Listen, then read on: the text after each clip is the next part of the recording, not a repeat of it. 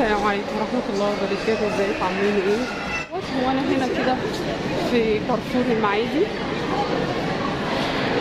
يعني الدنيا زحمة جدا، وشكل الولاد وهما بيجيبوا اللبس وفرحانين، وشكل الاهالي وهما بيجيبوا اللبس وفرحانين، والله حاجات في منتهى الجمال يعني. ف انا قلت اصور لكم اللقطة ديت كده، وانا خارجة اصلا دلوقتي لان بصراحة على العموم تعالوا بقى نروح البيت ونشوف هنعمل ايه. روحت بقى البيت هنا وقلت لازم اعمل حاجة حلوة كده ناكلها. والله نفسي راحت للعاشورة، فقلت خلاص نعمل عاشورة كده. وكنت نقع القمح وده السكر ومحضرة كل حاجة اهو، وجايبة لبن والنشا وكل حاجة. ولما بقى ما لقيتش حاجة في كارفور، لقيت زحمة جدا ومش عارف ايه، ومعرفتش اجيب اللي انا عايزاه. فانا قلت ايه اروح بقى البيت. فجيت من كارفور يا دوبك بقى صفيت القمح، وبدأت ان انا اهو حطيت عليه اللبن وحطيته على النار. وبدأت ان انا ايه نعمل حاجة حلوة بقى كده، لان انا كنت عايزة اجرب حاجة في العاشورة. ده طبعا نيدو، بس يا جماعة نيدو ده انا كان عندي قبل المقاطعة، فطبعا بعد المقاطعة ما بنجيبش اي حاجة من حاجات المقاطعة. ربنا يا رب ينصرهم ويعزهم يا رب، ويبلغهم النصر ان شاء الله بإذن الله. ده كده هو جبت اللبن ودوبته في مية عشان لما احطه كده ما يكلكعش. وكنت عايزة اجرب بقى حاجة هنا في العاشورة جديدة لقيتها بتتعمل، فقلت بقى ايه مع بعض كده نجرب ونشوف. بس بصراحة عايزة اقول لكم ان هي طلعت طعمة وجميلة جدا. هنا دوبت اللبن وحطيته و... وبدأت ان انا بقى ايه اقلب اهو. تمام. في كارفور بصراحة لقيت الناس كلها بره زحمة جدا جدا جدا جدا، يعني تحس مصر كلها بره. هنا بدأت بقى احط السكر. طبعا السكر على حسب التحلية بتاعتك بقى انتي، ويعني وزي ما بتحبي. بس طبعا يا جماعة نحاول يعني نقلل السكر شوية، وما نعودش ولادنا على السكريات الكتير، لان انا بشوف اهالي بصراحة يعني بتعود ولادها على حاجات مسكرة جدا. فطبعا الولد بالنسبة له بتبقى حاجة حلوة ان هو ياكل حاجة مسكرة، فده كده بنضره بعد كده. خلي بالك ان انت بتضري اولادك بعد كده.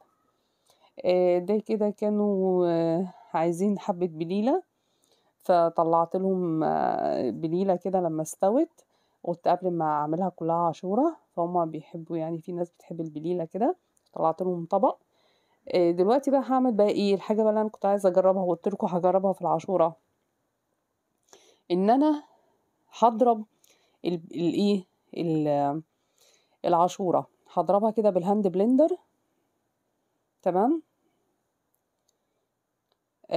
دي حاجة انا شفتها بيعملوها، فقلت اما اجربها اشوف هتطلع حلوة ولا لا. فجبت الهاند بلندر بعد ما البليلة استوت يعني والعاشورة استوت، وطلعت شوية بليلة منها وهما دوقوها قالوا لي حلوة قوي. وبعد كده بقى بجيب بالهاند بلندر وابتدي ان انا اضرب البليلة. قلت عايزة اجربها كده لما تتضرب طعمها هيبقى عامل ازاي. بصراحة لما ضربتها انا نعمتها جدا، المفروض ان هي ما تبقاش ناعمة قوي، فضربتها جامد. فحسيت ان طعم العاشورة بالقمح كده سليم بيبقى احلى. مش عارفة ليه، يعني لما ضربتها ما عجبتنيش بصراحة. هي حلوة مش وحشة، بس وهي سليمة كانت احلى. تقعدي كده تمضغي كده في القمح كده، وبيبقى ليه كده مذاق يعني، غير ان انا اضرب. بس ده كده طعم وده طعم يعني بس هي كان حلوة برضو مش وحشة.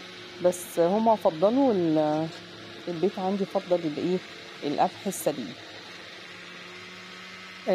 كده ضربت بالهاند بلندر. بصراحة طبعا الهاند بلندر ده يعني لولا ان هو موجود كنت هضطر ان انا استنى لما البليلة تبرد خالص واحطها في الخلاط. طبعا الناس اللي ما عندهاش هاند بلندر بتضطر ان هي تستنى لما البليلة تبرد خالص وتحطها في الخلاط وبعد كده تضربها،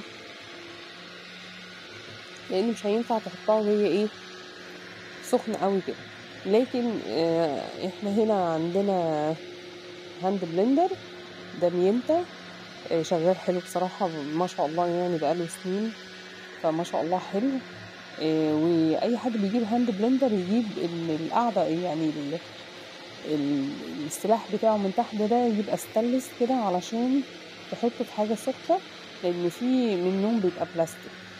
البلاستيك طبعا لو حطيتيه في حاجة سخنة ممكن يسيح، فانتي احسن حاجة تجيبيه السلاح بتاعه يبقى ايه، ستانلس كده. كده اهو ضربت ونعمت. نعمتها ايه بضمير بقى، فكان طعمها حلو زي بالظبط الرز بلبن. احنا ساعات الرز بلبن بنعمله برز سليم، وساعات بنعمله برز مطحون. مش عارفه حد فيكم جرب بالرز المطحون ولا لا؟ يعني انا بالنسبه للرز بلبن بحبه بالرز المطحون، لكن هنا في الجليله حبيتها بالقمح السليم مش المطحون، مش اللي انا ضربته كده في الخلاط. فده حاجه وده حاجه. فطبعا بقى الاكل ده ايه اذواق، كل واحد بياكل اللي هو عايزه، كل واحد بينقي اللي هو بيحتاجه. طبعا انا هنا كان عندي لبن بخير وحطيته، بس الافضل طبعا لما تيجي تعملي حاجات حلوه كده تشتري لبن سايب من عند اللبان، بيبقى احسن، بيبقى فيه قشطه كتير، بيبقى كده يعني لبن كده ايه تمام، يعني الدسم بتاعه بيبقى حلو كده يعني. ده كده لبن بخيره. انا طبعا كنت حطيت خلاص، وده هغسل اسمه ده الهاند بلندر. ده كده دوبت النشا، انا مش عايزاها متماسكه قوي، فهحط شويه نشا صغيرين يعني عشان ما تبقاش متماسكه، عايزاها برضو تبقى ايه فيها يعني ايه سايبه كده شويه. بتبقى متماسكه قوي كده متبقاش حلوه، تبقى سايبه شويه كده بتبقى لذ واحلى. فحطيت اهو، وبدات بقى ان هي تتقل معايا.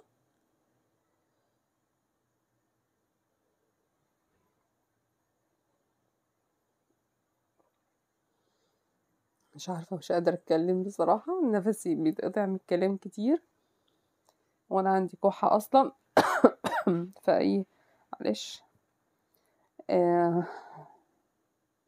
اهي كده بقى تقلت معايا القوام اللي انا عايزاه، لان هي لسه هتتقل تاني لما تبرد. بصراحه كانت جميله جميله جميله جميله. وانا مش بسكر حاجه قوي لان مش عايزه اعود الناس على السكريات الكتير ديت. تمام. واللبن فيها كتير، الحاجات دي بتحب اللبن يبقى كتير فيها يا ولاد. لو عندك حته قشطه مخزناها من اللبن حطيه كده يعني. كده فرغت. طبعا انا هنا مش هحط في اطباق صغيره، لان احنا يعني ايه كل واحد بيبقى عايز طبقه كبير ومليان، فحطيت في اطباق ستانلس لان الازاز بيقعدوا يكسروا فيها، فانا قلت في كل واحد كده يبقى ليه طبق كبير. يا رب الفيديو يكون عجبكم، وتفضلوا معانا، والسلام عليكم ورحمه الله وبركاته.